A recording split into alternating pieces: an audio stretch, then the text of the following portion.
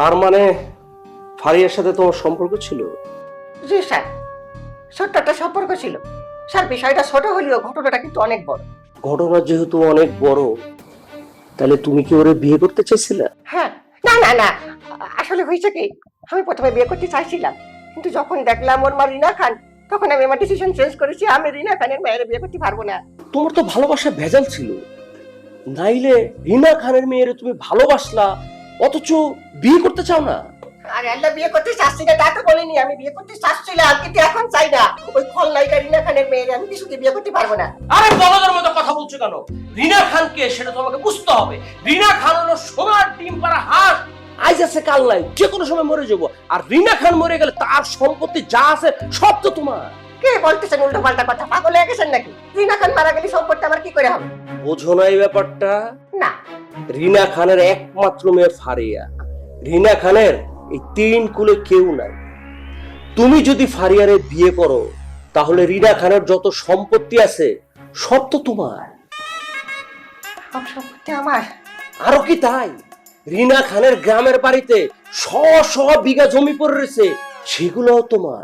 কিন্তু রিনা খানের মেয়ের তো এখন বিয়ে হয়ে গেছে, এসব বলে আর কোনো লাভ নেই। আরে তুমি এগুলো কি বলো?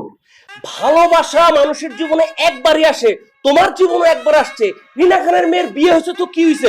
তুমি তোমার ভালোবাসাকে নতুন করে জাগ্রত করো, তাকে পাওয়ার চেষ্টা করো। তাকে যদি তুমি পাও, রাজত্বও পাইবা, রাজধানীও পাইবা। তুমি কি চাও না তোমার রাজত্ব হোক, ব্যাংক ব্যালেন্স হোক, কারিগরের টাকা হোক?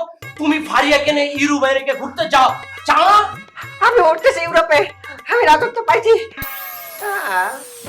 কিন্তু কি লাভ? ওরটা বিয়ে হয়ে গেছে। আরে বলদ, বিয়ে হয়েছে কি হয়েছে?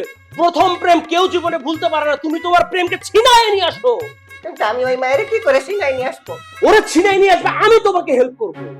প্রয়োজনে আমি নিজে দাঁড়িয়ে থেকে ফারিয়ার সাথে তোমার বিয়ে দিব। কি বলতেছেন? ফারিয়ার সাথে আমার বিয়ে দেবেন? আমি কিন্তু হট হয়ে যাচ্ছি, অনেক গরম লাগতেছে। তোমাকে কুল করার ব্যবস্থা আমার কাছে আছে। তাই? এতগুলো টাকা আপনি কি আমারে ঘুষ দিলেন? ছি ছি ছি, ঘুষ কেন দেবো? একটু আগে তোমাকে বলেছি না, তুমি আমাকে বন্ধু মনে করবে। এই টাকাটা দিয়েছি তোমার লাইফস্টাইল চেঞ্জ করার জন্য। যেহেতু ফারিয়াকে তুমি বশ করবে, ফারিয়াকে বশ করতে গেলে তোমার লাইফস্টাইলের পরিবর্তন দরকার আছে। এছাড়া তোমার যা লাগবে, টাকা পয়সা থেকে শুরু করে যা কিছু লাগবে আমাকে বলবা, বলার সাথে সাথে হাজির হয়ে যাবে। আপনি এত ভালো মানুষ, আমি কিন্তু প্রথমবার দেখে বুঝতে পারিছিলাম, কিন্তু প্রথমবারই আপনার ওই যে মুখের কালো কালো দাগ আমার চোখে বাড়তেছিল। এই নেই একটা চামেলি ক্রিম, এটা মাখবেন, 7 দিনের মধ্যে ফর্সা হয়ে যাবে, এটা আমার পক্ষ থেকে। এই ক্রিমটা আমার চাইতে তোমার বেশি দরকার, কারণ কিছুদিন পরে ফারিয়ার সাথে তোমার বিয়ে। লজ্জা দেবেন না।